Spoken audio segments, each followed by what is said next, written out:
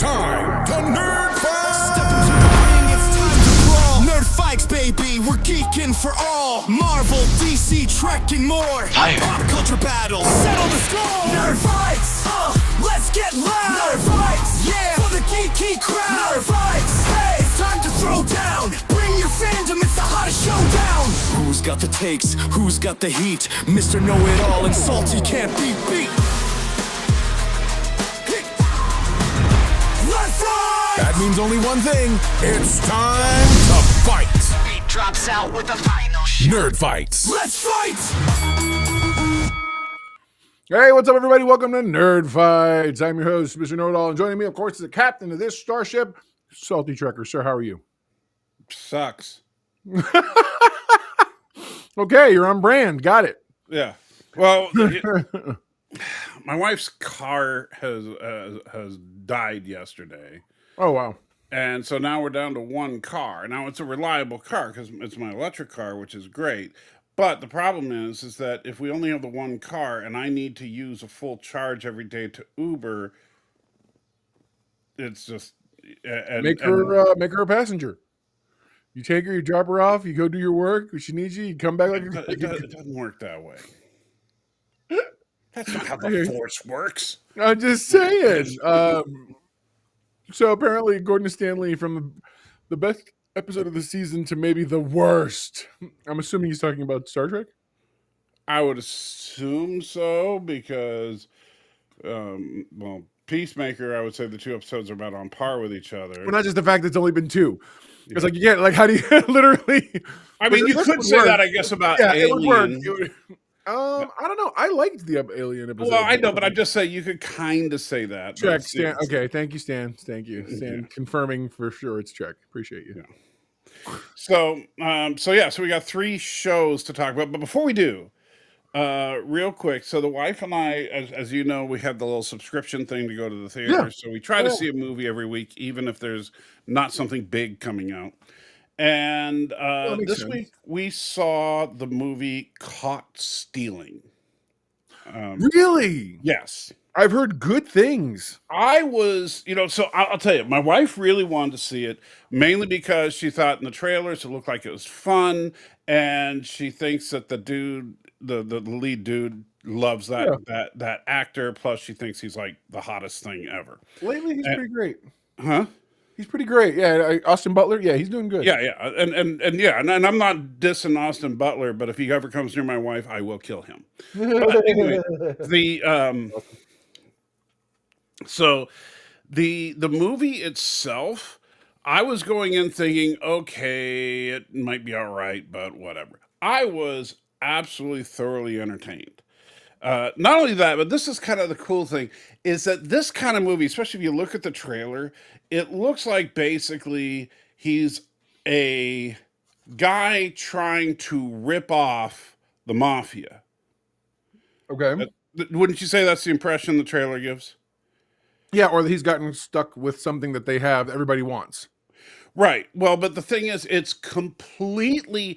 I wouldn't say the trailer is misleading, but but I will tell you, people you think are main characters in this movie die in the first act. Really? Yes. I'm not going to say who. Okay. But there are people. When you watch the trailer, you're like, okay, that's like one of the main characters, and then they're like, oh, they're dead. Oh, and Austin's character, who is the central character of the film, is definitely. I mean, like, he is a good person. He's had some bad luck, Right. but it's not like Sandman, where it's like my daughter's sick, so I'm doing bad things. He doesn't. He's not like that. He's not trying to do a bad thing. He doesn't know what the heck is going on through most of this movie. Yeah, and Stanley points out, it's Darren Aronofsky. Yeah, it's a Darren Aronofsky film, but the cinematography. And by the way, it's also a period piece. I didn't realize that. Yeah, 1990 something. Yeah, which actually makes. No, he did not do an Elvis impersonation. That's awesome. The 1990s aesthetic actually is a smart move for the story. Yeah. Because a lot of problems that happen in this could easily be solved with 2025 technology. That's hilarious. And so setting it in the 1990s makes sense because like It nobody eliminates has a lot of the phone. MacGuffin stuff, right? The stuff that would normally bail you out. Yeah. And the cell phone is a big one because like he can't get a hold of somebody. And of course, back in the 1990s, and in fact, they made a big point at the beginning so that you see him checking his answering machine for those of you old enough to remember those. But That's awesome. you know, Is it the know, classic wood panel one that could beep, all that? no, it's a black plastic model, but it was Okay, all right. pretty obviously a 90s kind of thing. Okay. His character is a kid who was like in high school a baseball protege. Oh wow, really? And in fact, I love there's a double entendre with the name of the movie because it said caught stealing. The Right. first thing you see is him in high school stealing home plate. So, Literally.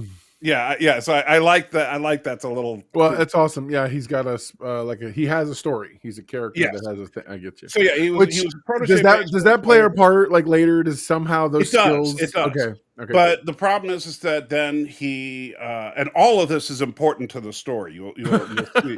No doubt. But he was in high school. Some scouts saw him. He's probably going to get drafted. He figures he's going to be like 15th pick in the draft. They've got it. Right. His whole life is perfect. And then he and his buddy are like celebrating. So they're drinking some beers, driving down the freeway. That's Everyone never does. going to end well in a movie. No, for sure. And so his buddy's like, "Hey, you want another beer?" It's like, "Sure." So takes off his seatbelt to reach back, grab a couple of beers, That's and then a cow happens to be in the road. He swerves to get out of the way, hits a telephone pole. His friend goes through the windshield and dies. He gets his knee completely shattered, so his baseball career is over. Over before it even really began. Yeah. That's And crazy. so this is the kind of character we're talking. He's a good kid that bad things have happened to. Right. And now he's living in a rundown apartment in New York. He does have a hot girlfriend, if you've seen the trailer. Yeah, Zoe Kravitz. And he's making the best he can with his life. That's fair. When all the crap goes down, and it happens to involve the Russian mafia and the Mexican mafia and the Jewish mafia, which was Wow. And I gotta say, Liev Schreiber killed it. He absolutely killed it as the rabbi. And so there are two rabbis in this that you've seen them in the trailer, Awesome. but yeah, they are hilarious and scary at the same time. and the thing is, and I guess one of the things I appreciate about the writing and direction of this film is they're not done as a joke. Right. Everyone's saying it's real earnest. Like the movie takes itself very seriously. Yeah, Not like it knows what it is. It knows what it is. Yeah. So the rabbis, they really, I mean, like, for example, they got to go on this heist thing, or they're going to do the MacGuffin-y thing that I'm not going to tell you all about. But Nice. and they've got Austin Butler's character with him, right? And so they're getting ready to go, and they're like, "Okay, Hank, who's Austin Butler's character, you're going to drive." And ever since the accident, he's refused to drive. Really? Well, think about it. He killed his best friend. Yeah, that's fair. And so it was he can't drive. He just can't get behind the wheel. And he's like, "Hank, you're going to drive." He's like, "I can't. I'm not going to drive. I don't drive. I'm sorry." And they're like, "Look, it's Shabbat because they can't drive. The sun has gone down and it's Friday. It's like so it's Shabbat, so we can't drive." And it's like, and he's like, "No, look, I'm not gonna." And then they like basically threaten his life, and so he drives. So that's too funny. Yeah, but they take their Jewishness very seriously. Like, you see in the trailer the little matzo ball joke. It's not just a little joke. It's a serious. It's actually and Carol Kane also I love Carol Kane. She speaks like one line in English, maybe two. I'm a beatnik now, according to Creep. Jeez, Yeah, you are kind of a beatnik. What? Okay, But yeah, Carol Kane only it's either be a speaks beatnik or be the guy who's apparently or be the magical Negro on the call here. Yeah.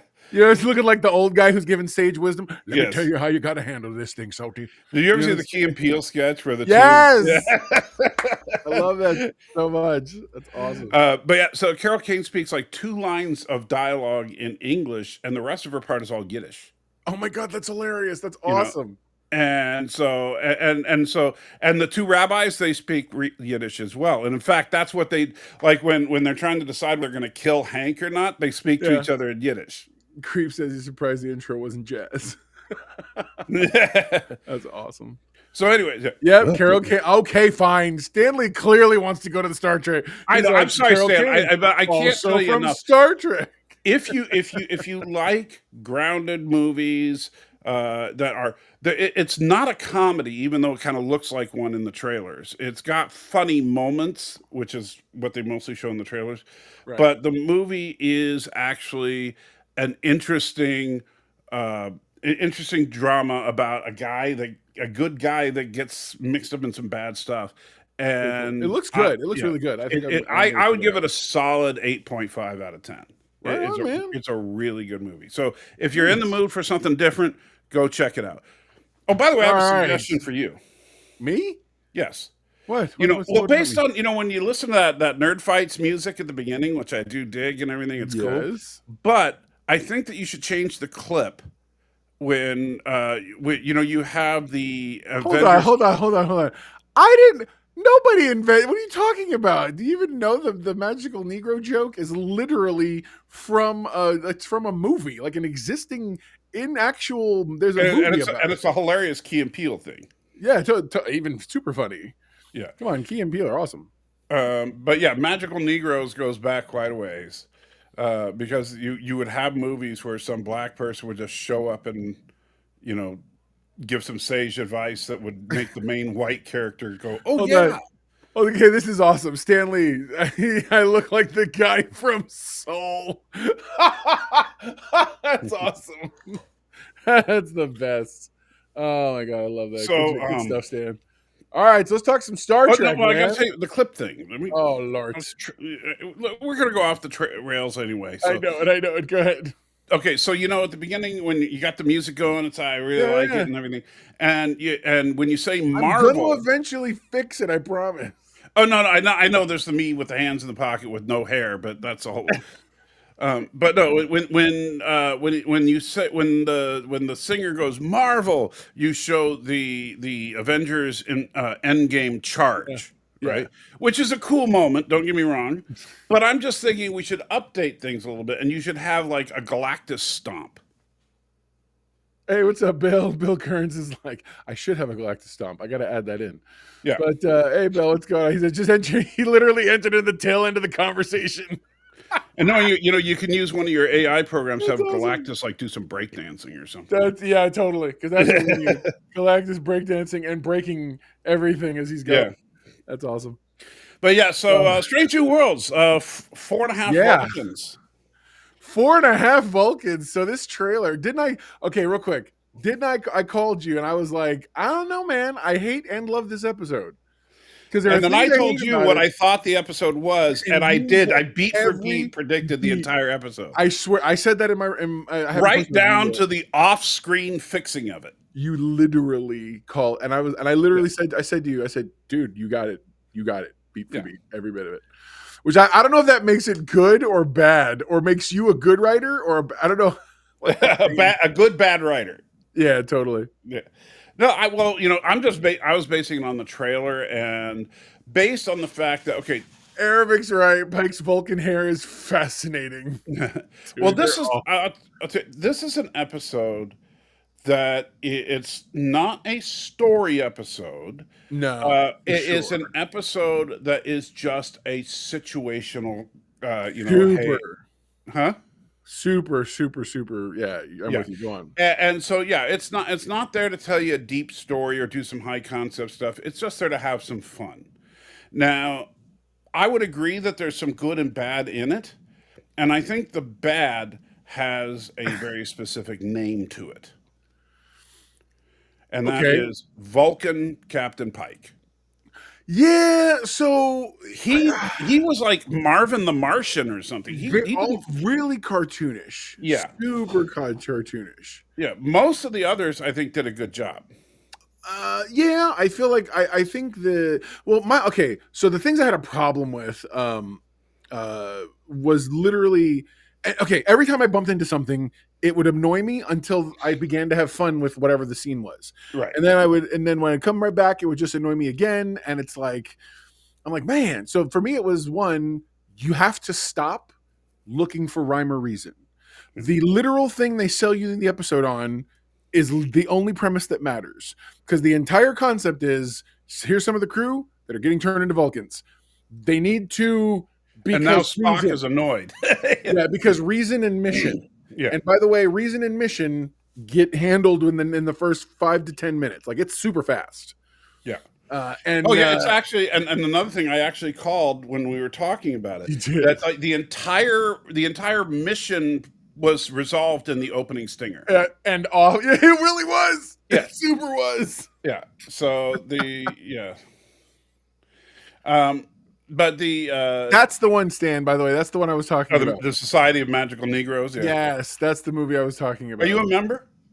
I am now. That's him. Yeah. I get the hat, remember? That's part of it. If you saw that movie, the hat is part of it. Yeah. You gotta have the hat. I'm a member of the Society of Ancient Wizards, so you know. I was gonna say you and what's his face? Ian McKellen and No, I was gonna say the guy who used to write the comics. What's his name? Oh my gosh, he's like a warlock now. I can't remember his name right this second. Alan Moore. You and Alan Moore. Oh, okay. Yeah. The wizard. He's probably a wizard. You shall not pass. No, legit. But and don't say the show is late, because my show is never late. It arrives exactly when I intend it. It's not called, hold on. It isn't called picking the safe comments. It's called picking the ones that stay on task. We're here to talk about a show. Now, Salty does another show that you're more than welcome to go talk about all that good stuff on. This is about movies and TV shows. Like Magical Negroes, the movie. I don't know. What comments were we ignoring? I don't know. He's having a political discussion because he made a weirdly off-color joke. So that's all. So Laura's having this whole discussion completely off book that has nothing to do with anything we're talking about weird people turning into Vulcans thing. Yeah, totally. We're talking about this wonderfully steeped in lore and Star Trek history. This is an episode that's just meant to, you need to relax and enjoy it, or you're gonna hate it. Agreed. No, for sure. Well, and I immediately realized that because the thing is, again, I had fun. Like the things that annoyed me were the leaps in logic. So for like how taking the serum suddenly makes Vulcans leaps in logic. Well, all of a sudden, that's funny. But all of a sudden, how taking a serum makes Pike's hair change. Well, hey, you know what? Uhura got braids instantly. Yeah, instantly.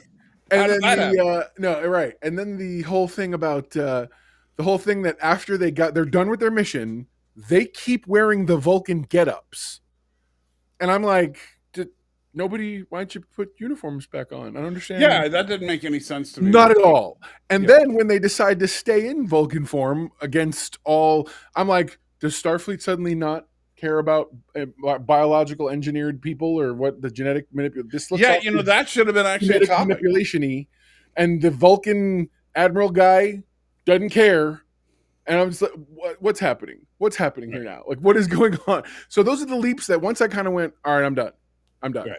I'm not going to mess with it. I'm just going to move on forward. I'm going to move. And then I had fun with the scenes. But they don't make sense. Like Kirk has no business being in this episode. The only reason he exists in this episode is so that him and Scotty can have a moment at the very end and go through a thing. Roger Corby didn't need to be in the episode either. What is he doing there? Yeah. Why? It's one of those things like, and then later they paid the man to walk on set. They could have done. They literally could have been like, "Hey, we're going to record you a Zoom thing. We're going to send you a backdrop. Can you just, can you just kind of let me know what we're?" And he's like, "No, we're going to have you come in because I want you to physically be here." I'm like, that costs money. Like, there's pieces of this episode that I sit here and go, "You guys spent money on this." Like, what is going on? Let me answer Indy Tiger's question. You bring that up. Oh my God, yes. Okay, so first of all, the only reason he had a Lurpa was to have the badass slow motion walk where he flipped. Totally. Only reason. That's it. That's the absolute reason. However, They in needed to give universe- Chapel more people to insult. Yeah. That's real. That's so real, Stan. Absolutely. In universe, I would say the explanation for it would be that they were trying to look like traditional Vulcans, Yeah. because that's what the people on this planet were expecting to see. I know, but then they stayed and I'm just like, Right. why? But I think that's why Pike had the Lurpa. Like that's like a symbol of leadership to them. Yeah. No, totally. And so I didn't have a problem with that. The hair thing was kind of off, but like one thing that we talked about when we talked about it yesterday or today. It might have been today. They all blend together. I think it was when we had our conversation yesterday about it. Is that I look at things like this in the same way that I look at hyperdrive in Star Wars.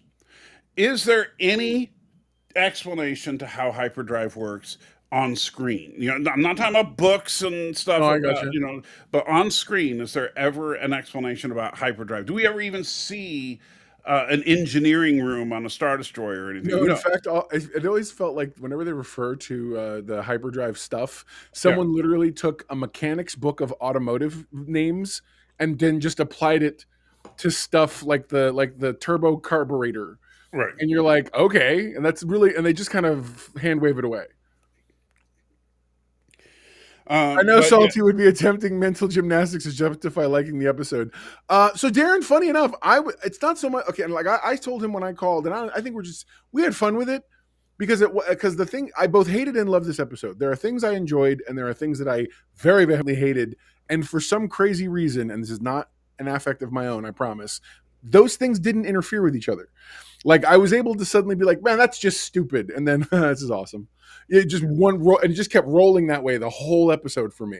Right, like the Spock dancing with La'an in the middle of a fight. Utterly ridiculous. That was completely absurd. However, did it really bother me? No, because I knew this was just like some weird artsy kind of vision about how he's trying to remind her of who she really is. Yeah, in her katra, so to speak. Right. And which I thought that is other stuff. I'm like, you guys really went deep in some of this Vulcan-y lore, but not. And I'm like, what an odd place to try to go deep into that lore in. Like, what a weird episode. I would say the thing I hate, if I was going to choose like things that I didn't like, besides the Pike as a Vulcan being so cartoony, and by the way, I know someone said overacting ? No, it's not that he's overacting. Come on now, Star Trek overacting? Shut up. It's that he wasn't acting in any way, shape, or form like a Vulcan. Bill says the episode got the science, the social science, the culture, so many other things so wrong. True. But I do get that if the bad stuff is ignored, there was humor to be found. Yeah, no, and I think I do believe that's where, and my brain switched to that automatically, which is crazy. Because again, there were things that I was like, God, this is dumb. And in my ratings, I gave it 2 ratings. The first is I gave it a 5 for the actual quality of the storytelling, and then I gave it a 7 because I had fun. And I don't know why that I just did. Look, the fan favorite. And I'm not talking about the hardcore fans, but the if you poll back in the day when you would poll the entire fan base, sure. The favorite Star Trek episode of all time was Trouble with Tribbles, and the favorite Star Trek movie was Star Trek 4. Agreed. And Star Trek 4 featured Spock jumping into a swimming pool to mind meld with a whale. You know what? I have to agree with you. On its face, that's a kind of, and especially you see William Shatner like, oh my God, doing this this what do you call it, hyper dramatically silly, whatever. So silliness in Trek is certainly nothing new. And I mean, come on, there's an entire episode where they literally did a sex change on Quark just so that they could, pull a fast one on who was the Grand Nagus? Should we talk about the fact that there was literally an original series episode that had a full-sized Easter bunny? Yeah, I mean, let's just I mean, kind of crazy. So so silliness in Trek is nothing new. Aravic said the episode where Spock turned human was better. Yeah, I do agree. Taking their cues for this whole serum thing from that episode, it was charades from season 2, and I don't know. I felt like everything. I felt like it worked better as a device back then. Creep says Quark was hot. Well, Creep, you got some interesting taste. There you That's go, all. brother. Yeah. Episode 5 had Cybok. You can't lose. Yeah. Who didn't love Cybok? Well, thank you for reminding me. So besides the idiotic performance, and I was really disappointed because Anson Mount is such a pro. Why was his performance so bad compared to everybody else? I don't know. But I mean, because some of the stuff made perfect sense. The heightened senses, because that's something that was established long ago back in Enterprise. Feels awesome. This is about as bad as Spock's brain meets Code of Honor meets Bugs Bunny of the 1940s. You know what? This is probably the most fair. I think. I disagree, but I mean I'll agree with parts of that. Like Spock's brain was a silly episode, but I don't think it's as bad as people make it out to be. It's Indie Tiger said the fight scene turned dance scene I liked because Spock's superior Vulcan coordination is the only reason that worked. Yes, let's go. You know what I thought was really interesting. I will say about that dance scene. I felt like when it became dancing, I went cringe. I was like, "Oh, really? That's how we're gonna? The power of love compels us now. What's going on?"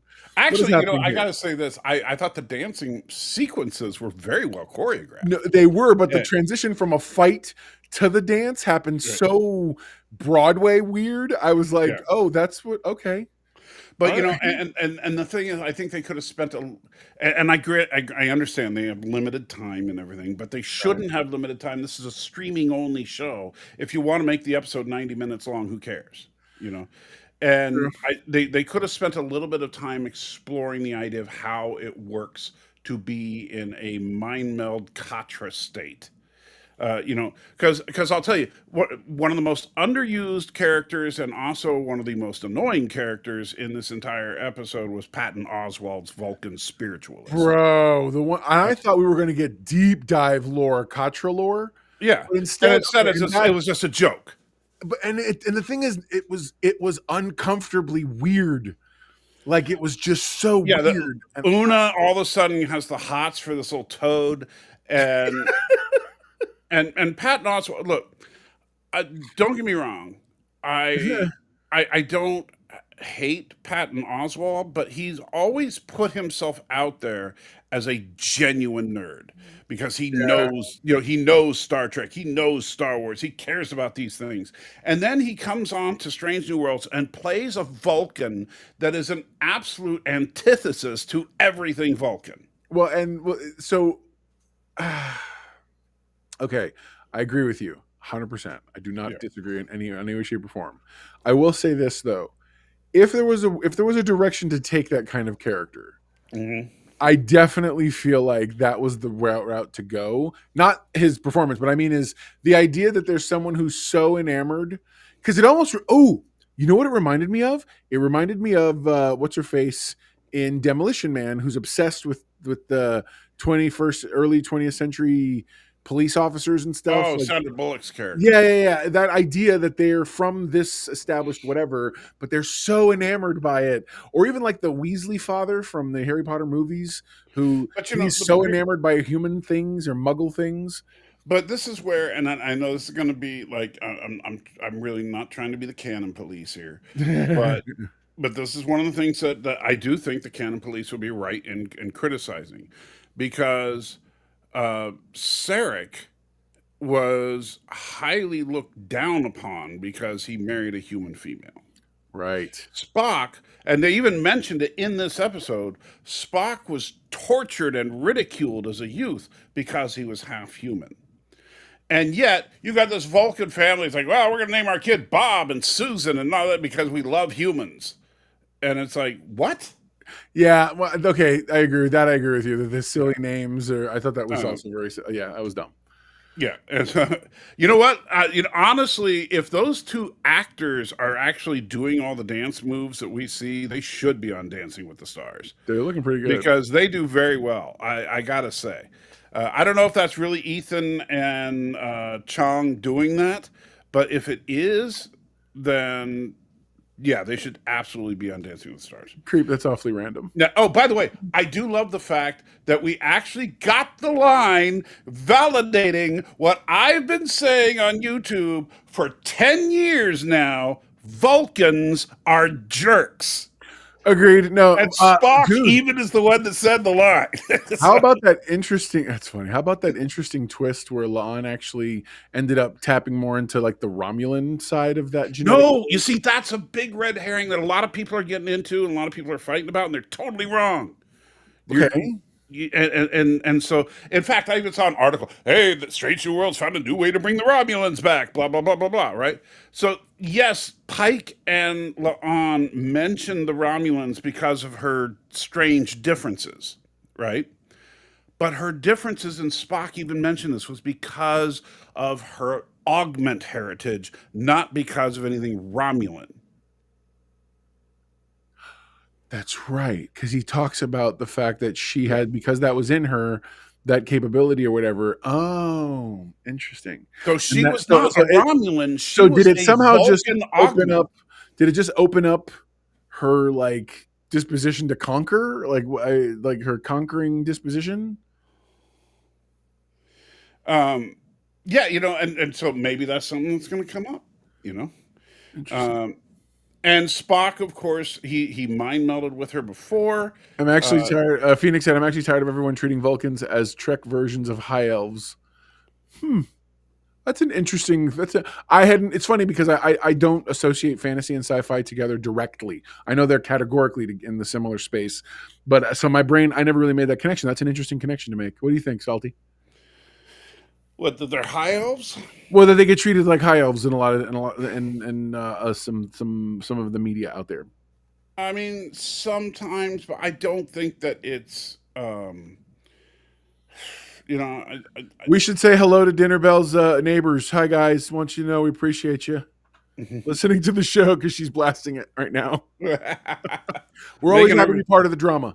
Yes. Always. Darren. Interesting. Darren goes, Vulcans are elves, Tellarites are dwarves, Klingons are orcs. Well, at least in Strange New Worlds. I could see that. I mean, it's funny. It's not an association I would never make, but I definitely, yeah, I could see that. That makes sense. Or not Strange New Worlds, but in Discovery, I mean, Klingons are orcs. For sure. No, I think the Orions. For real. But the Phoenix is absolutely correct, by the way. Bringing up the Romulans was pretty random and odd at the time. Yeah, I think that the Romulan line was meant to be a red herring. You were meant to think that she was becoming a Romulan, but then you were supposed to go, oh, it's her augment thing. But the problem is that you were too busy cringing at the dancing to realize. I was, dude. I really was. Yeah. Bill Kurt says Trek and Who, as I assume he means Doctor Who. That's what I'm assuming. Both have a lot in common with fantasy at times. I can see that. Yeah, that's true. You know what? Doctor Who is pure fantasy. Okay, so yes. But what I've always loved is like especially in David Tennant's era, they would show you something that clearly was fantastical, like fantasy-esque, and he would proceed to sci-fi, the equivalent of technobabble. And he would make it like, wow, like there's one episode where they're dealing with witches, and he's like, Matt, it's like the witches, what they do is just the same way you guys harness numbers. They harness words and hand gestures. It's just a different way of seeing a science. And I was like, what a neat way to look at it. I used to love that kind of crap. Yeah. So that makes sense. You know what? You're right. You guys are right. I think, yes. This is where we need the B. Arthur clip from. Anyway. But yeah. Shut up. Creep says Romulans are dark elves. You know what? Yes. Yes, they are. Let's go. I love that. See, I'm not buying that. But and the thing is, I'm still, and I know Darren, if he's still here, will try to roast me for it, but I don't care. Romulans have been done dirty ever since Star Trek: The Next Generation started.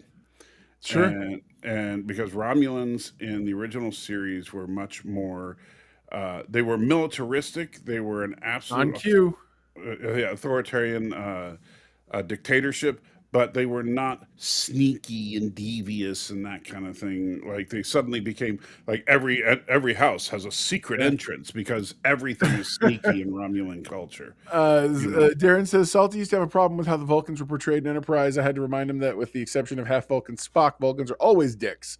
DS9 even had a Vulcan killer. Well, I think, no, totally. I'm not sure what him being Vulcan has to do with him being a killer. I think, but anyway. So here we go. Stanley, there was a Doctor Who Easter egg in the Strange New World episode this season with the ancient human scavenger ship. Yeah, I saw that. Good call. But and Darren, I took the whole Vulcans are dicks thing further than you ever did, because if you remember, I made the argument, and I stand by this argument. The only good Vulcans we've ever seen are from the Mirror Universe. I hadn't thought about this. We know Vulcans have been visiting Earth for centuries. Before First Contact, humans would think of them as fantasy creatures. Well, That's where elves came from. Somebody saw Paul's great grandmother taking a shower. That's right. That's awesome. Let's just say Rapunzel, whole different story in Vulcan. But yeah, so I would stand by the contention that the only good Vulcans are in the Mirror Universe. Picard had a Vulcan mobster too, didn't it? Yeah, it did. It did. Or was he just a Romulan posing as a Vulcan? No, he was a Vulcan. Okay. Which I'm like, how do you logic your way into being a criminal? Well, the problem is that like back in the original series, since Spock was the only Vulcan we saw on a regular basis, you know, because we only saw Sarek, what was it, twice or once? Twice. Twice. It was in Journey to Babel, and I think that's it. Oh, the movie. Okay, I'm thinking about the movies. Yeah, in the movies he shows up quite a bit, but Spock was the only Vulcan we really got to know. And while Spock was definitely a dick from time to time, the Tiger, you're absolutely correct. This is a great Easter egg. Conversation between Pike and La'an is a callback to the episode where Kirk and La'an go back in time to Toronto, and when Pike goes to the future in the very first season finale. Yeah, so Pike and La'an both know about Romulans, but neither of them in ways they shouldn't. Which again, that's always been the chief MacGuffin that the Kirkman verse has used, or really the everything from Discovery to now. How does Spock never talk about? How do we never know about a sister? She was classified. Like really, like they really use. They go to that well quite a bit. So Arabic, first of all, the Vulcans in First Contact, we don't really know anything about them except that they landed and Zephyr Cochrane immediately got them drunk. I mean, that's pretty much all we know about them. Oh, there you go. The reason why Vulcans can be both good and evil is because logic is neither moral or amoral. Immoral rather. Logic is amoral. Got it. Right on. Well, I can understand that, except the problem is, and I know that they do it to keep things interesting, but when you throw in Vulcans like Cybok. I like her too, by the way.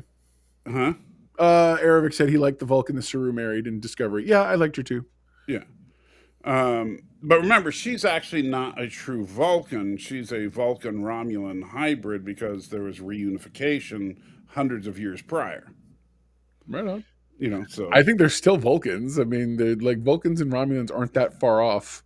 Well, no, originally they were pretty much the same. They added the ridges for TNG, but then we find out that the ridges are just Romulans from Southern Romulus or something. So whatever. You know how them South Romulans do it, Yeah. That's awesome. But hold on. The Vulcan serial killer in DS9 said that he did what he did because logic demanded it. Hey, what episode is that, Darren? I would love to look that up and watch it. Because that actually, I don't remember that episode. I think on the edges of my memory, I vaguely remember a Vulcan killer. I don't remember this. This sounds much deeper. Like I want to look it up. Yeah. And actually,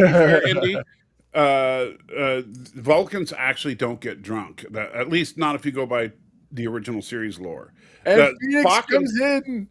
Also, the four main characters of the show being Tuvix before Batal was not on my bingo card. I love you, Phoenix, so much. But they weren't Tuvix because they weren't merged with another person. The reverse of Tuvix. So yeah, don't worry, your bingo card is still safe. We're replying to Indy's thing about drunk Vulcans. Can we handle a drunk Vulcan? Sure. There's technically no such thing because Vulcans in one of the episodes that's kind of funny because it says something that is contradicted later. Is Spock says that fortunately my race is spared from the dubious effects of alcohol, and then McCoy immediately goes, no wonder your people were conquered, and Nice. and it's like then later. In another episode, Spock says Vulcan has never been conquered. There you go.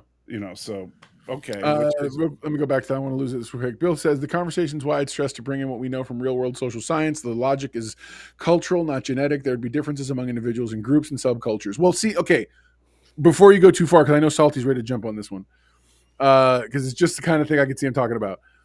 I find it interesting because that would fall under sort of the things that I also agree didn't work for me, in that why does a serum suddenly make, because I'm sorry, Vulcan kids aren't born like that.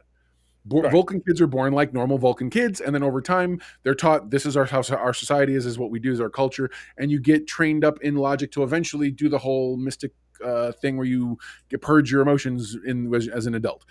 And so it's like, so all of a sudden for them to stand up and just know how to be Vulcan, technically it should have only been an outward physical thing, and they would have had to pretend that they were Vulcans. And they would have had enhanced senses, enhanced strength. Right.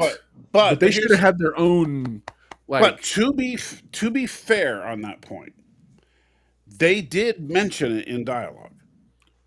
They did. You're absolutely right. You're absolutely now, right. I'm not saying that this when is they first start out and they're all like, I feel like I'm on fire, and he's like, Vulcans feel things very deeply. He establishes a lot of those elements. I think you're right. But then when they suddenly became logical, they I can't remember if it was Spock or one of the four, but someone mentioned that somehow they've managed to become Vulcans at a logical pinnacle that should have taken decades of training.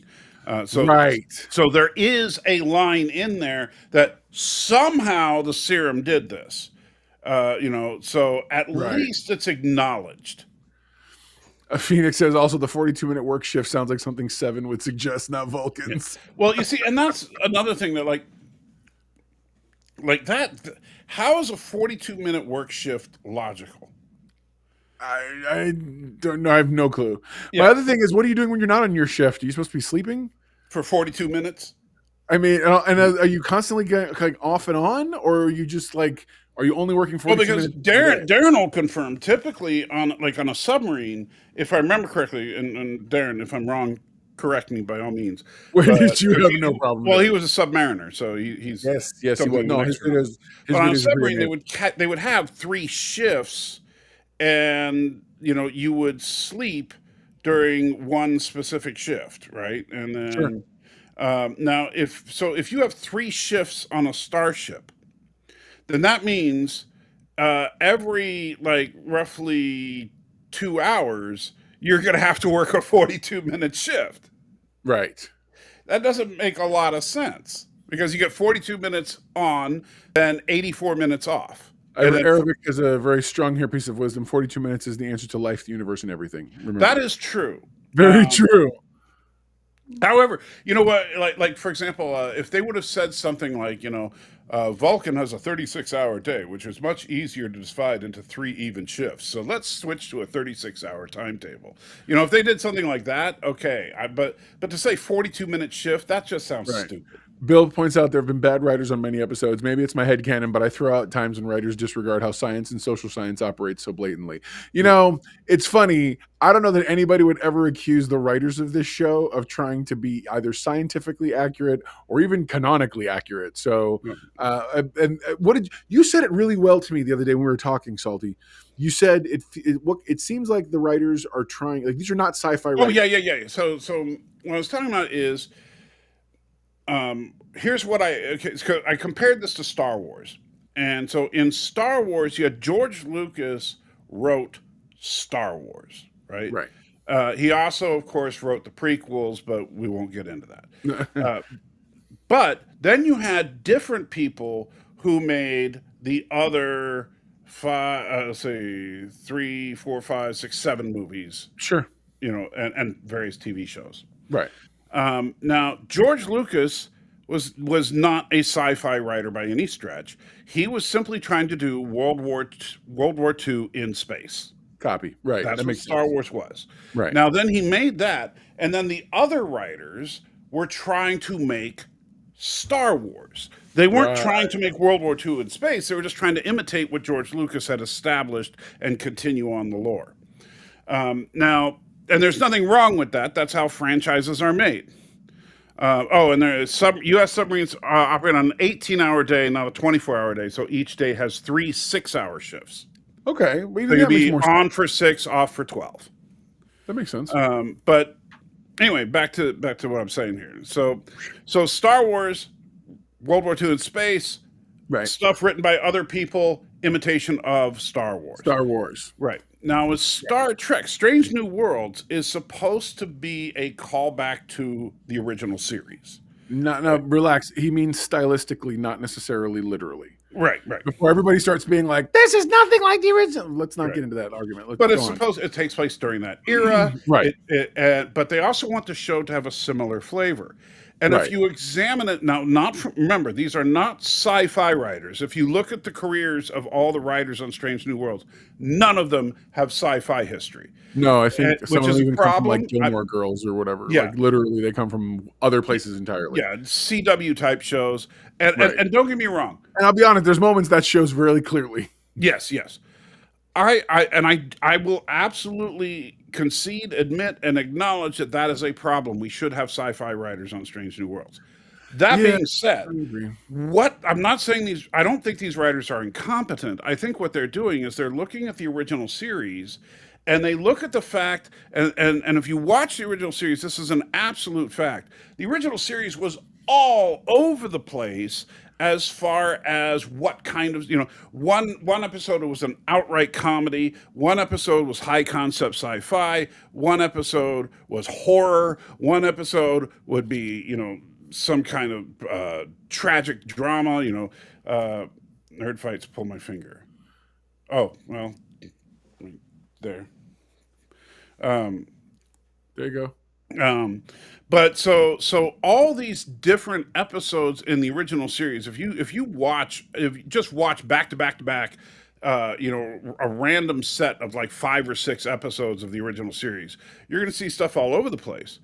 And I think that what Strange New Worlds is doing is you have Gilmore Girls style writers, but they get that, okay, we're going to do a musical, and then we're going to do a drama, and then we're going to do an action piece, and then we're going to do a comedy, and then and so that to me makes this feel more like the original series. I think that's Agreed. a good thing. I agree. Now, does it always, hit a home run? Absolutely not. But you know what? The original series had "And the Children Shall Lead," so it's not like they made all great episodes either. No, I agree. Darren Darren points out the only real comedy on TOS was The Trouble with Tribbles. I would disagree. I think that Shore Leave was a comedic episode. And there's probably 1 or 2 others that you could probably say. I mean, they weren't like Trouble with Tribbles. And Darren and I both agree on Trouble with Tribbles. Like one of the great things about Trouble with Tribbles is that they didn't have to change the characters to make it funny. They just put them into a situation that was ridiculous. Yeah, I agree with that. And but yeah, Bill points out. Yeah, go ahead. I disagree with you on that, Bill. I don't think it's lazy. I think they're trying.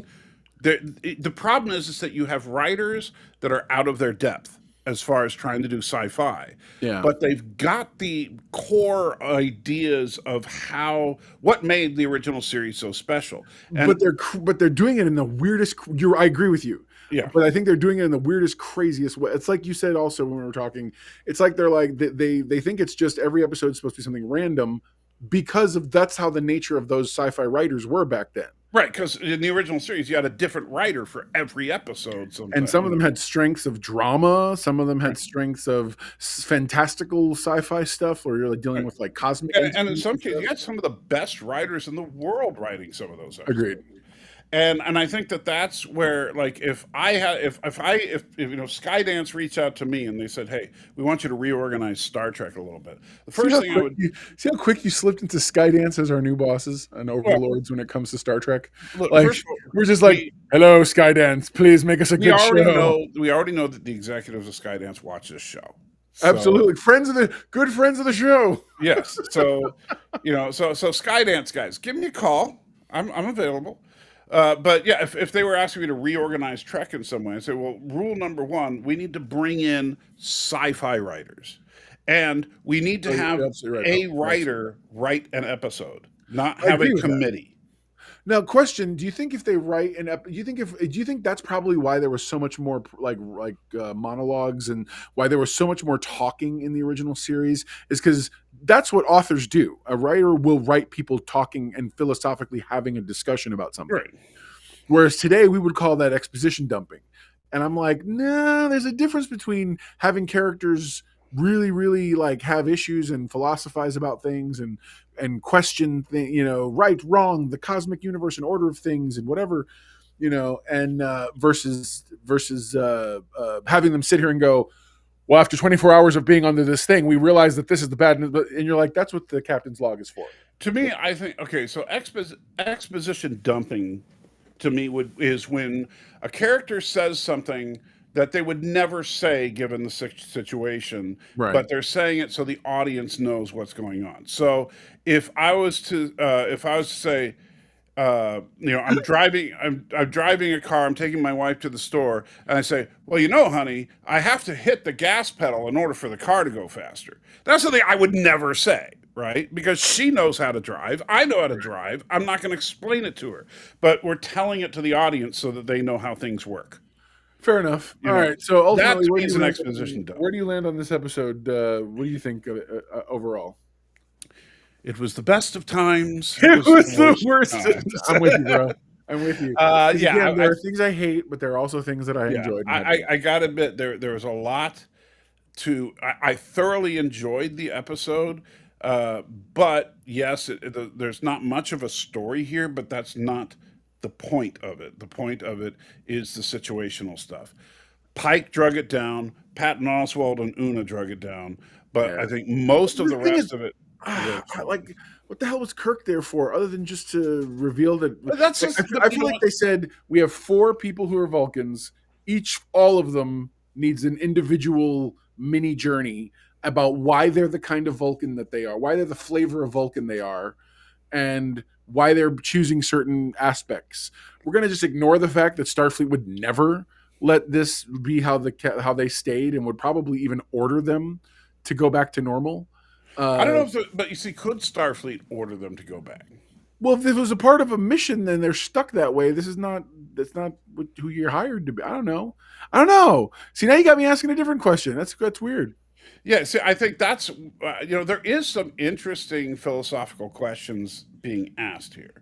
Sure. Because if you accidentally do something that improves somebody, and then you come up with a cure for that improvement, would you take the cure? Yeah. If your doctor gave you a pill that made you twice as strong as you actually are, and then they're like, okay, here's another pill that'll make you normal again, would you take it? Or would you say, I'd rather stay twice as strong, thank you very much? Yeah, I guess I see that point. I see that point of view. And I think the reason that they could remember, you cannot. Oh, shut up, Gundam. They should have. Starfleet would have ordered them to be Tuvixed. Yeah. Awesome. You could just blend all 4 of them together. That would have been. Cat's Paw was another funny episode of TOS, says Arabic. Cat's Paw, yeah, that was an interesting one. Yeah, it's called steroids. But the funny thing about Cat's Paw, Arabic, how does Bill go from giving us these big heady comments to suddenly the one line? It's called steroids. Good job. I just want to say, Cat's Paw was actually written as a horror episode. The only reason it comes across as funny is because we look back at it and look how cheesy it is. Hey, Creep's talking to you, by the way, in this one. The Khan agrees with me. Yeah, when it comes to the changes in the Khan agrees with you. Captain, although your abilities intrigue me, you're quite honestly inferior. That's mentally, right. physically. Totally. That's right. You know, There you go. that's one of my favorite. That's from Space Seed, not from Star Trek Two. No, it's basically I do love that little line when he's saying that, and then he's like, "Oh, I'm sure we will do well in your century." And Kirk's like, "Yeah, thank you." Yeah, piece of the action. That was a comedic episode. It really was. I mean, come on, Spock. Spocko, watch up, Spocko. I'd advise you to keep dialing Oxmix. Yeah, Or the super cringy final line. Well, they might come. They might try. they're going to come for a piece of our action, and they never followed up. You know, I know, dude. That is the one thing that I would love to have seen someone. I was really like, they actually almost did it. No, shut up. Yeah, it was. You remember Trials and Tribulations from Deep Space Yes, of course, Okay. yeah. So that was done for the anniversary of Trek and everything. And it was, don't get me wrong, I love Trials and Tribulations, but they weren't sure on the Gump technology at that point, whether they could pull it off. Right. So their backup plan was that they were going to go back to that planet. I don't remember exactly how, but somehow they got back to that planet. And now everybody on that planet is dressed up like they're in TOS. That's awesome. So I could totally see that. Well, and kind of, I don't know how far you got in Prodigy. There was sort of an episode like that in Star Trek Prodigy. Yeah. Except there was just some stranded people and all. Right. But yeah, but if you think about it, I can't believe I'm blanking on the name of the people there, but they said at the end of the episode that they're very imitative. Yes. Or they said that at the beginning of the episode, and that's why they copied an entire society based off of a book about Chicago. The book that was left, yeah. And then at the end of the episode, we find out McCoy left his communicator behind. Oh Lord! And that's why Kirk gives the old, "They're going to come for a piece of our action." But what if instead of going out into space, they just developed an entire society that looks like stuff from TOS? And that could have been, and especially since I think it was the translator is what he said was in the communicator. You could almost see them doing it wrong, where the colored uniforms become like sections or segments of society. Right. Where it's like now it's the red shirts, the yellow, the gold. The gold ones are like the leaders, the presidents, the captains, the commanders. You know what I mean? The blue ones, you have to be doctors. Red shirts are workers. That's right. Every I totally see something crazy like that. See, why are we writing a good episode? This is an episode of Strange New Worlds that needed to happen. Yeah. But I think that would have been funny.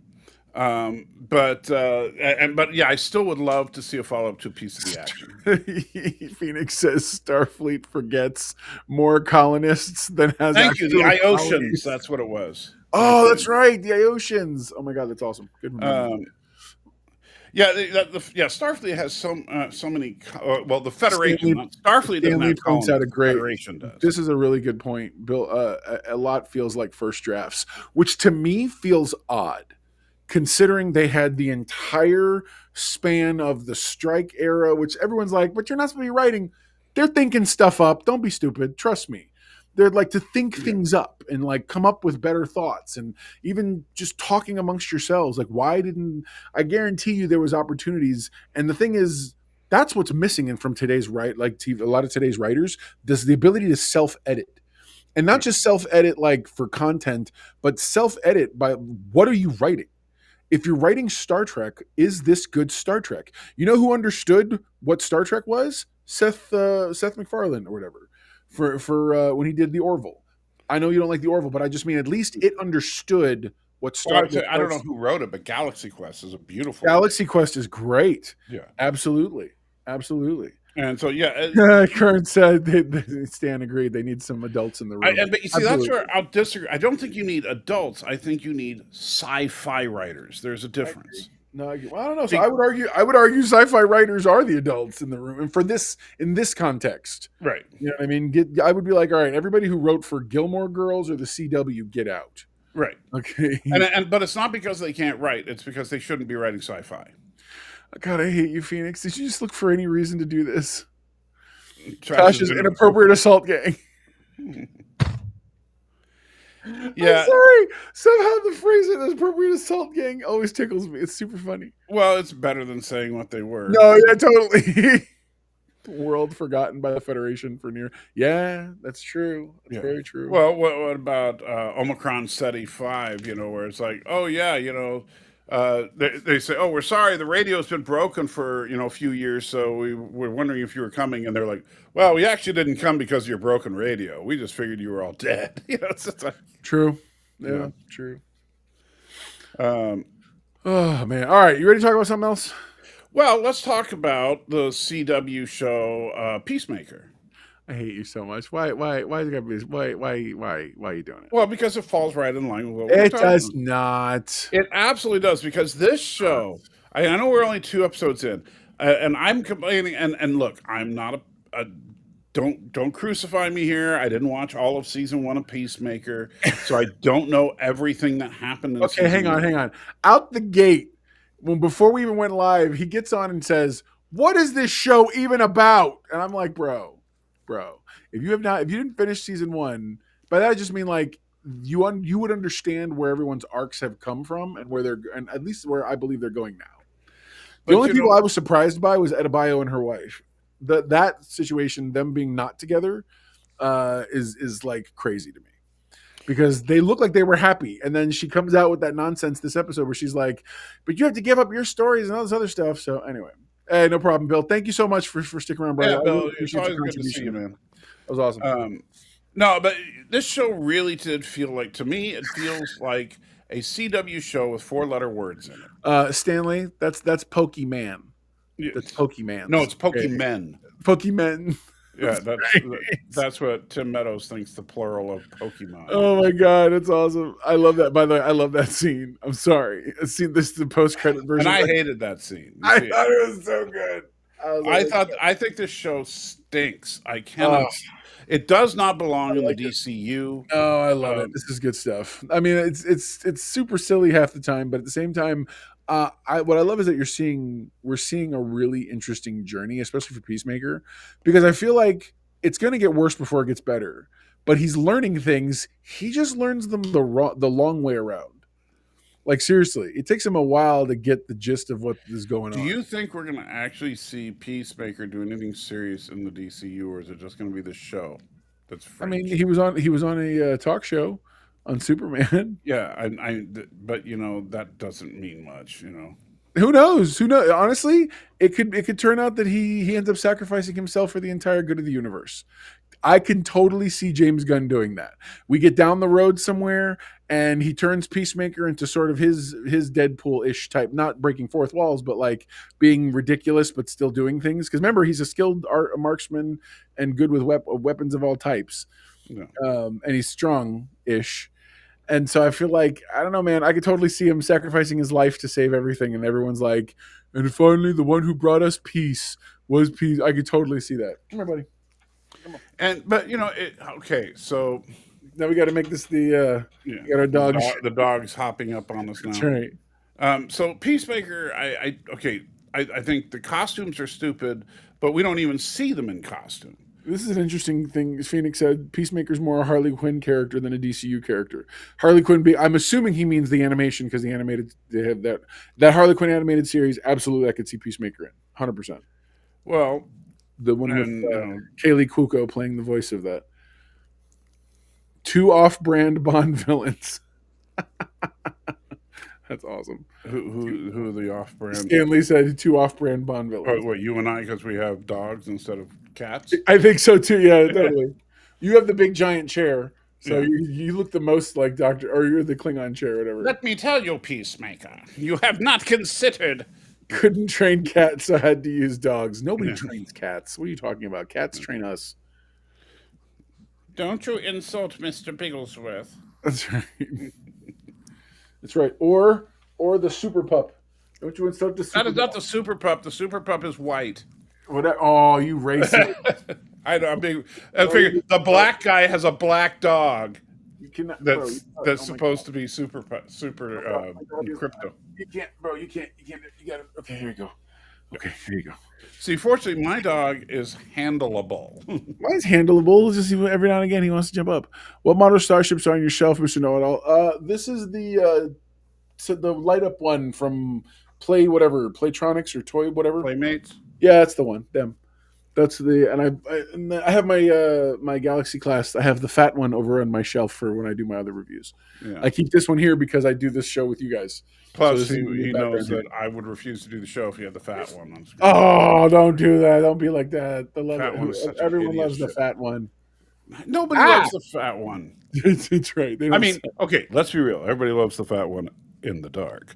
Isn't he black in the comics, Stanley? No, he's not. Crypto's always been white. Yeah, Crypto has always been white. Yeah. This is woke Crypto that he's got. That's right. This is my 2024, 2023 movie adaptation version. This is the Man of Steel version of Crypto. Yeah. Because it's all dark and brooding. He's like, great. Salty is sitting right there. That's terrible. I said something about white. Oh, dude, totally get the Playmates one. They're awesome. They look gorgeous. And they come ready to go. The saucer and everything clicks right together and poof, it lights up and everything. It's great. Yes, he's DEI Crypto. That's the best creep.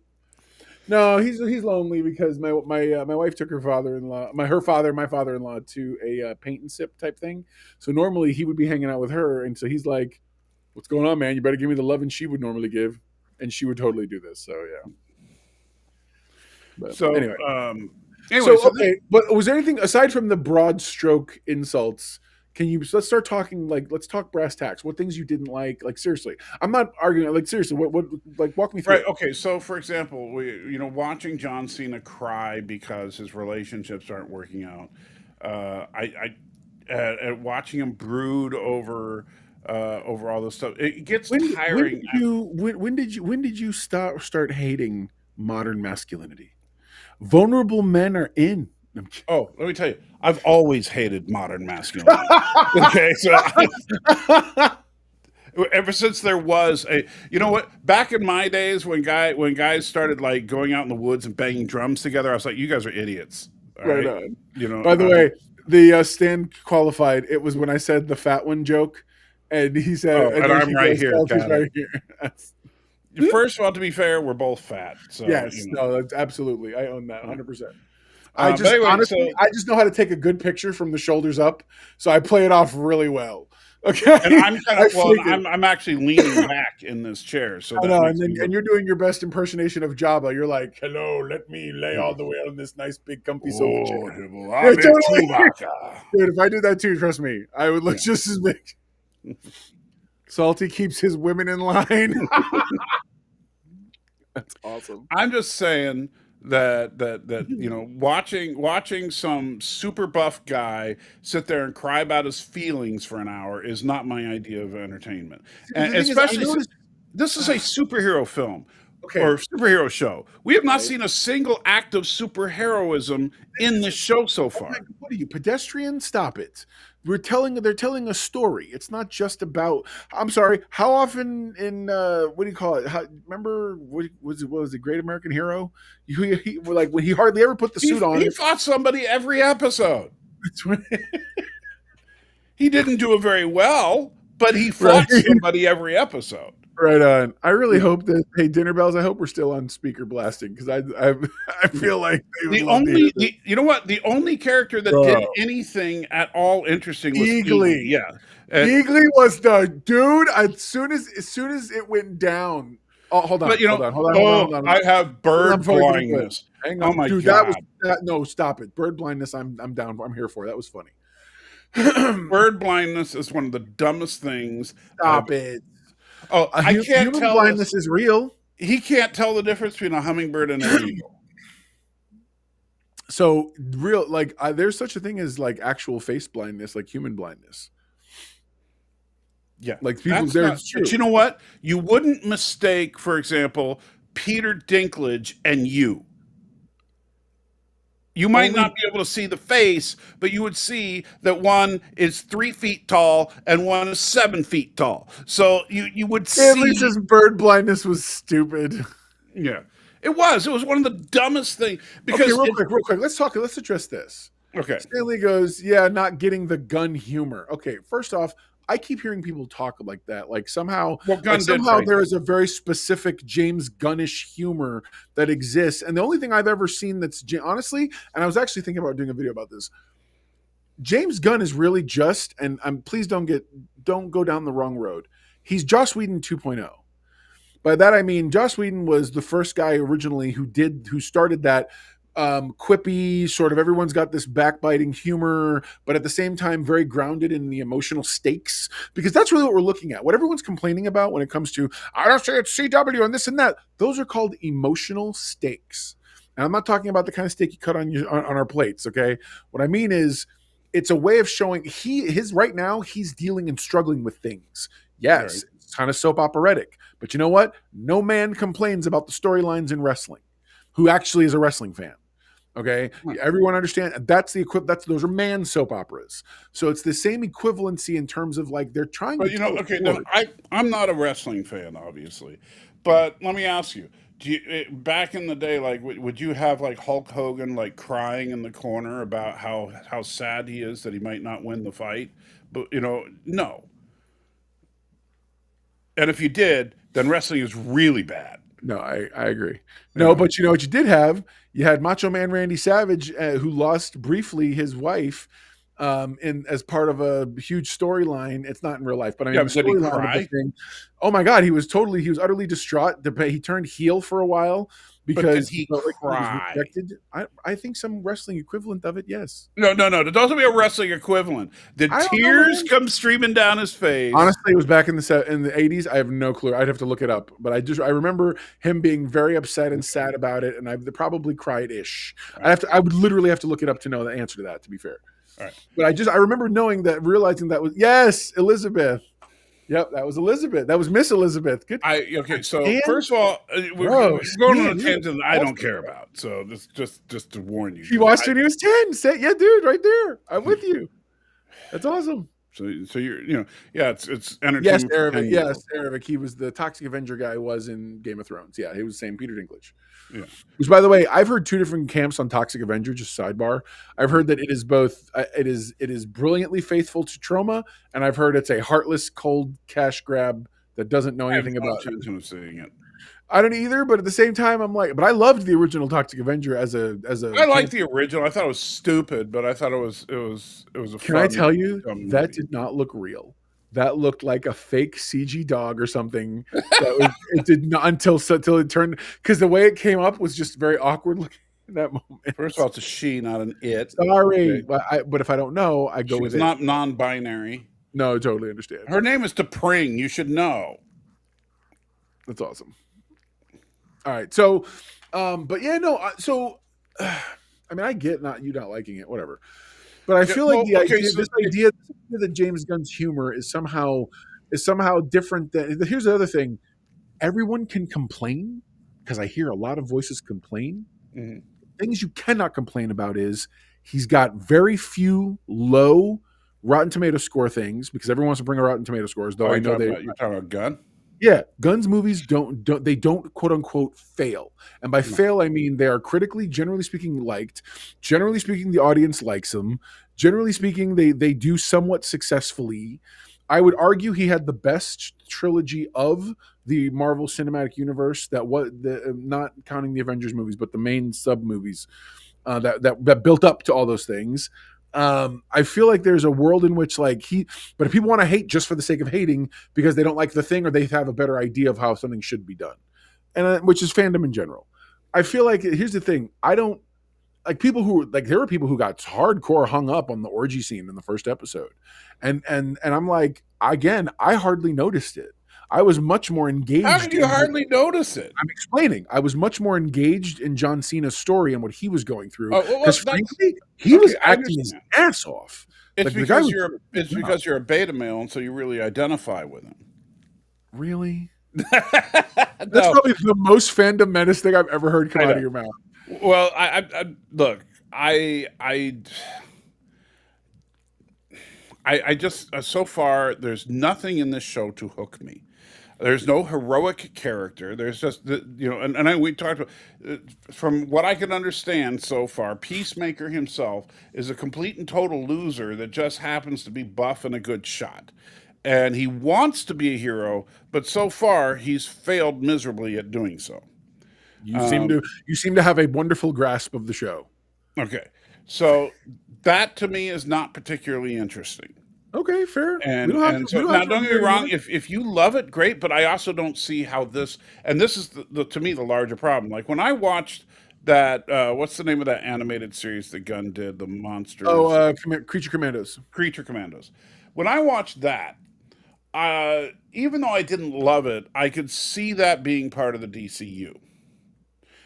This I can't, because the comedy is too over the top, and don't get me wrong. I mean, like Superman has its comedic moments, but you don't have like people just like break out into dance scenes for no reason, and you don't have random orgies and friends dipping each other in beer, but that seems to be a thing here. Like now, and the funny thing is now. Remember, I made the whole comment about all the flaccid penises in episode 1 from the orgy, and I really didn't need to see that. I guess I'm not alone in not liking that because now all of a sudden everybody in the orgy is women.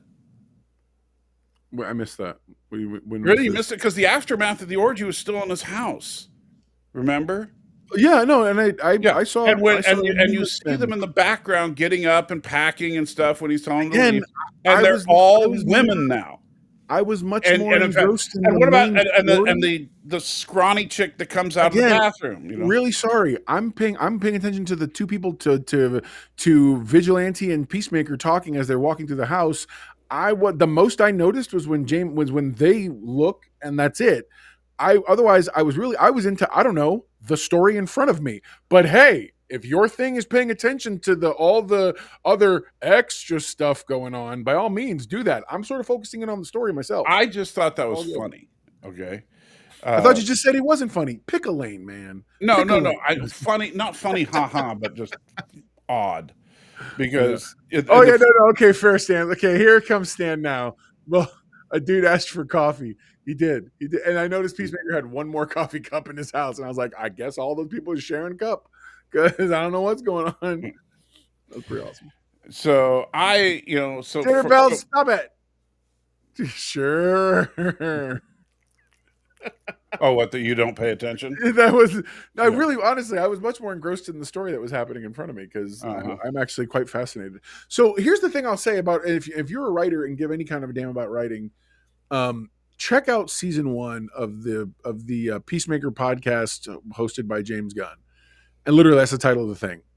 He goes into so much like of the minutia of the behind the scenes of how he develops stories, how his characters are set up, what they're trying to convey and do, and he goes into the like why certain choices are made. It's an honest to goodness masterclass when it comes to writing and understanding how the mind of a very successful comic book writer director works.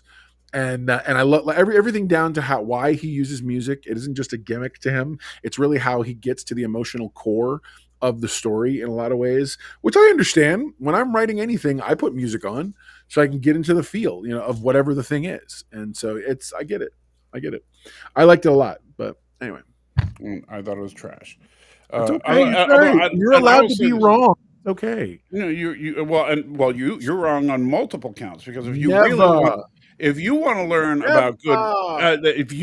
about good writing, sir, rather than watching the Gunn podcast, I would highly, highly, highly recommend listening to the commentary tracks on the entire run of Battlestar Galactica 2004. I have actually very much. Yeah. I have actually, Ronald D. Moore and breaks it down. I did it the real way. I did it with DVD. Oh yeah, I listened to the webcast when it was first. I did the DVD extras where you set it up as the director's thing. Yeah, that's how I listened. And I loved Ronald D. Moore's style is great because he sits there and goes, "Okay, so I'm Ronald D. Moore. Today the Scotch is McClellan 12, and we're going to enjoy 33. So Awesome. in Real this quick, episode, Stanley, real quick, Stan, you're absolutely right. It's called handling the audience. Normally, by the way, I don't like being handled because I feel like most people don't do it well. James Gunn's one of the few that for me always hits the right mark for me. I'm just his audience. When it comes to the musical cues, they really do work for me. James Gunn is You're good with absolutely right. musical cues. I will Yeah. absolutely grant that. However, I think that while Guardians of the Galaxy 1, I think was the best of the Guardians of the Galaxy franchise. I do think Guardians of the Galaxy was a better fit for his style than the stuff he's done in the DC, except for Superman. I thought Sure. Superman was really good. But honestly, when I watched the Suicide Squad, when I watched the Monster, whatever, I always forget the Yeah. name of it, Creature Commandos. Creature Commandos, and when I watched Peacemaker, I'm like, eh. Real quick, Eric asked a really good question. Eric said, "Do you guys have the comics where the character appeared, and is the show accurate?" Okay, here's what I will say to that. I do not. I don't have them either, but I've read them. I've read them digitally online. Not Marvel, sorry, DC's app had them available to read. They go back to Jack Kirby era. They're older books. He has been the newer iterations of him are very much based on the John Cena-esque character, but without being that personality. But it's modernized. They've modernized the story. He's always been I want peace no matter who I have to kill to get it, but now they do it ironically. Back then it was done somewhat sincerely, if that makes sense, and it wasn't man, women, and children. It was no matter who I have to kill. It was sort of a generalized thing. He was never treated like a comedic character. He was almost treated like almost like he's the Punisher, but a little more superhero-esque, because like the Punisher doesn't wear colorful, garish I mean, colors. the Punisher joined with Captain America kind of thing. Yeah, that's fair. That's fair. But this is a very unique take on it, which I would be fair. Star-Lord before James Gunn did him was nothing like the guy we got in the movie. Right. Now they have retroactively made the character in the comics like that, and like Peter Quill from the movies. Because I'll be honest, his characters are a lot more compelling than some of the original versions. But that's one of the reasons why I think he uses second and third rate characters, is because he's like, well, I can get away with doing almost anything with them and making them my own. But the thing is where I think James Gunn sells himself short is by doing that to a certain extent, because when he does pay attention, he gets it right. If you look at Superman, and especially Guy Gardner, Pitch Perfect. He could have come right out of the comics there. Yeah, that's great. So I just wanted him to say just once the true Green Lantern, because that's what I loved when he said that in the comics. Because he would always put down Hal Jordan, because he would say, "Yeah, I'm the true Green Lantern. Hal Jordan's a knockoff." No, yeah, totally. And that was always his. Well, because that's technically true. Hal there was like one episode where either he pseudo gets killed or they think he's killed, and the Green Lantern Corps picks Guy Gardner, and then Hal comes back to life, and they're like, "Oh, okay, yeah, well, you can be Green Lantern again too." Right. And now there are two, and it's like, and they just keep exponentially growing on Earth. It's like there's the Latina chick, there's the Mexican luchador guy version, there's the what's his name, Kyle Rayner, who was the artist guy for a while, Hal Jordan, then there's Jon Stewart. It's like, boom. Does Earth really need this many police officers? But I hate the fact that the black guy's named Jon Stewart, because I always think of the Daily Show every time I hear that name. That's awesome. Yeah, I get that. That's so sad. Yeah. Well, there's a whole generation. It's funny. I didn't know this. My wife was apparently really big into Green Lantern in her 20s, out of nowhere, and her Green Lantern was Jon Stewart. She's like, yeah, I didn't know who Hal Jordan was until much later, and I was like, because you got to remember, there are these weird periods where they did try to shift some characters around. Like, there's a whole generation of people who Dick Grayson was their Batman, right? Because and for me, because I didn't collect a lot of DC. I was mostly a Marvel guy, but so for me, Green Lantern is Guy Gardner. Oh, here we go. He's right. Wendy, mother of Xena. Okay, stop being the guy who transitions us. But you're totally right. It's probably time, because I want to talk about that too. We need to put Stan on the payroll. You need to. We totally need to. Let's get to something decent. So I will say this. I didn't know until I was watching a behind the scenes with them. There's apparently a comic book that this is borrowing heavily from, that has an android chick, and I looked it up. I mean, it looks dead on like Wendy. Short hair, though it's the blue that's supposed to be comic book black, if that makes Mhm. sense. But the shorter hair, and she apparently learns to speak the Xenomorph language. I'm looking for it online because I can't find it digitally for sale right now. Because if I can find it, I'm going to buy it and I want to read it because I want to understand a little bit more about where we might be going. But yeah, it's funny. He's like, I feel salty with his finger hovering over the button already. No, not yet. That's terrible. Oh my God, Stan, I love you. All right, but what did you think of the episode, Salty, for real? Okay, so this episode was probably the least action-packed episode so far, but it had some very interesting lore added to it, which is what I love about this show, because this show is is doing something that the Alien franchise needed to do with like the third or fourth movie, and that Agreed. is take it in a different direction. Show us something. This is what Terminator should be doing. Yeah. Find any way to reinvent the thing. The aliens are there, xenomorphs are there, but now we get this insane ocul beast creature that is apparently what? Intelligent? Yes. Is it is it like a symbiote where it's learning? Because to me, all I see is it eventually inhabiting a human or one of the android I said it's kids. going to inhabit a xenomorph. You That's think? But they don't have eyes like we do. Like we right. So understand. imagine, because the way that xenomorphs quote unquote see is through that giant cranial section, right? So is that So like a helmet? imagine that entire cranial section is an eyeball. Shut up.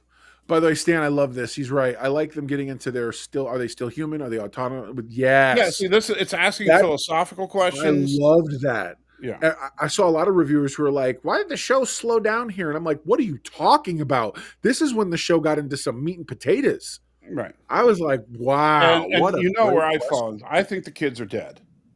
I do too. My wife asked me, she goes, "What do you think?" And I said, Hmm. I honestly, I think they're dead, but I think that's the point. Like, there's no way to pass your your consciousness into something artificial. There's just no way, because there's more to consciousness than just the electrons or power that's going on in your head. Right. The electrical impulses. There's way more to it. And So should I say my incredibly ingenious metaphor that I used when we were talking about it? yes, please. Okay. The kids are the alien universe equivalent of the M5 computer. They are simply computers with copies of someone's brain in them. Yup. They are not the kids. They are not conscious sentient beings. They are computers imitating those sentient beings. Yep, I agree. Um, Yeah, one and does think she's pregnant, but I think that might be I don't know. I have a. Do you think? maybe Do you she's think? got a xenomorph in her. Oh, I was gonna say, do you think Ginger's crazy, or do you think that something when the eyeball thing tried limitedly to touch her face, did it somehow I don't know if it's the do eyeball something? thing or the xenomorph or the blood bag or whatever, but yeah, I think something is going on there.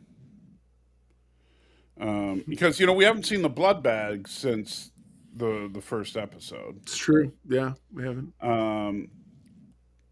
So I think that there's something going on there. I don't think she's pregnant in the traditional sense, but some kind of alien infestation could be happening inside her. I thought it was interesting that as soon as she attacked. By the way, pause. Did we know that those two scientists were married? No, I don't think so. I don't either. And I'm like, that's a really weird tidbit. I was watching another reviewer and they pointed that out too. And I was like, wait, they're married? I remember the line and I remember thinking to myself, okay, that's odd. Well, but but then there is stuff like little stuff you might miss every once in a while, like because I did not understand how evil black robot could communicate to naive I'm sorry. I'm Indian sorry. robot. I'm sorry. We need to pause there for just a moment. Evil what? Evil black robot.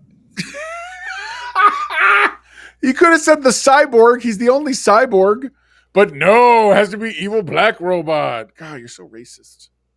Is he a cyborg though, or is he? Yeah, he's a cyborg because he's a human being with a mechanical arm and the upgrade in his brain to download Okay, information. I sorry. Yeah, So- he's a cyborg. The kids are synths with human brains. But you see, but the thing I don't understand about Whale and Yutani is that they come out with the true synths that we see in the rest of the Alien franchise. So maybe And we're going to see why that is. Yeah. Because I assume, but unless what's his So you face think has to evil be black robot is going to go bad on them? absolutely, because as we know, most of the crimes are committed by black. No, I'm kidding. I'm kidding. I'm totally kidding. Oh man, don't go there. Don't go there. No, I'm just trying to think. It's like, why is it so fun? No, okay. So I did love the minute he asked Slightly or whatever the kid's name is. I think it's Slightly about. Yes, he is Captain Hook in the analogy. You're absolutely right. But as soon as he asked the kid about his family, I was like, "Don't tell him. Don't tell." Oh Yeah. God, you told him. And I knew that he was going to go find his family and hold it over his head. Yeah. Oh, unreal. But yeah. Never, ever, ever let them know your families, or don't tell them your full name once you do. That even makes me think of like Mission Impossible 3, a J.J. Abrams film, by the way, people. Is that right? Which was actually really, that's the one where oh gosh, what's his name? He passed away. The actor, the Philip Seymour Hoffman, Yeah. was like the insane psycho, and as soon as he heard the name Ethan, it was over. Is that right? Yeah, he heard someone yell, "Don't do it, Ethan." He's like, "Ethan, okay." That's all I And needed it's to like, know. then yeah, he had him at that point. Yeah, don't ever let them know your name. But in this, yeah, now you do have some weird stuff that I'm hoping they're going to address as the series goes on. Like, how is it that Wendy can talk to xenomorphs? I think they have to absolutely explain Yeah, that somehow. they got to get into that a little bit. I thought that it was really interesting. Now the thing is, like, it didn't bother me that she was able to stop the chest burster from going crazy, because she was basically being like a snake charmer. She was giving sounds that it recognized, and so it wouldn't. True. It felt comfortable near her. Yeah. No, that's true. So I thought that was actually kind of interesting. Um, but where are they going to go with this? Are we Yeah. going to actually, for the first time, see how a chest burster becomes a full-on xenomorph? Well, I think that's what they were kind of trying to do, because he noticed he didn't. This particular one that she's messing with did not go the normal route. It didn't, because it's established lore somewhere. I think it was Alien 3, possibly, maybe even Alien 2, that they take on the traits of the host that they're in. But if you're not in the host, I don't know, properly or correctly, does that connection not Well, no, happen? because it would be the DNA, and the DNA is in every cell.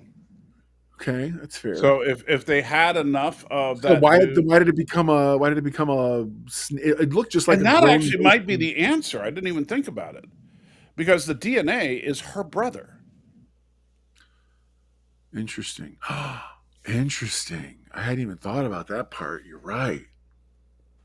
And so, if the aliens do in fact take direct traits from, and yeah, Alien 3 kind of established it, but Alien 3 is also kind of like, it depends on which version you watch, Yeah, no, I got you. you know, because if you watch the one where it bursts out of a dog, it's different than the one where it bursts out of a bison, Right. you know, but and for those of you that don't know, yes, in one cut it bursts out of a dog, and another cut it bursts out of a bison.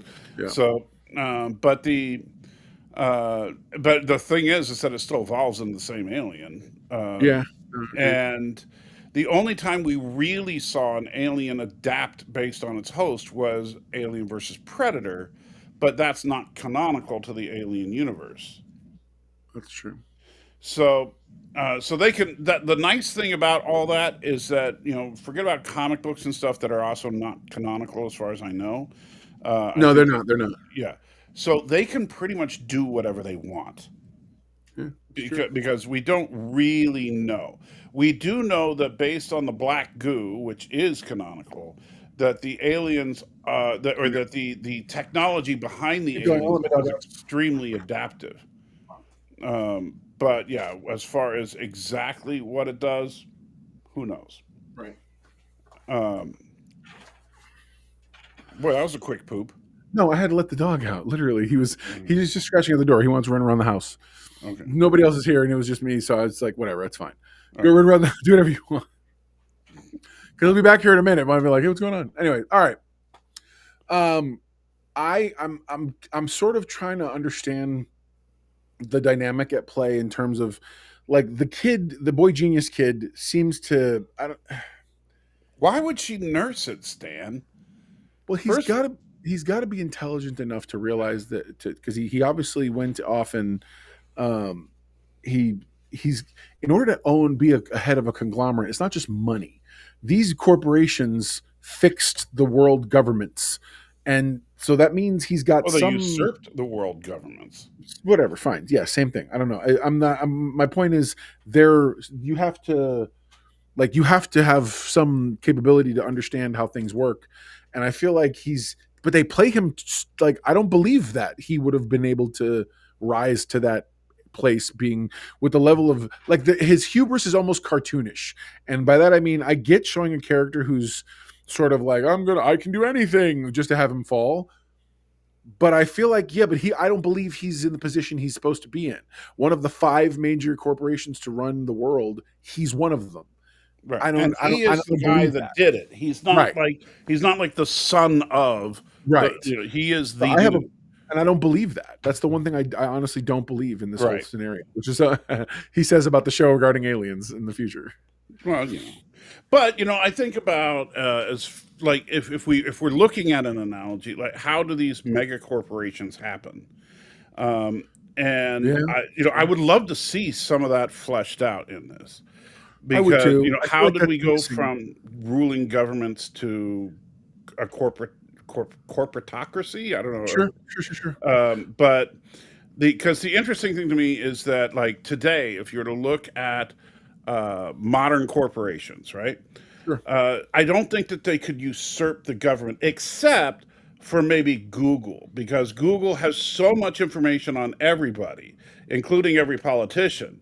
Because every time you get on your computer and search out that dirty little thing you search out, Google knows about it. Oh, sure. So, of course, Google could absolutely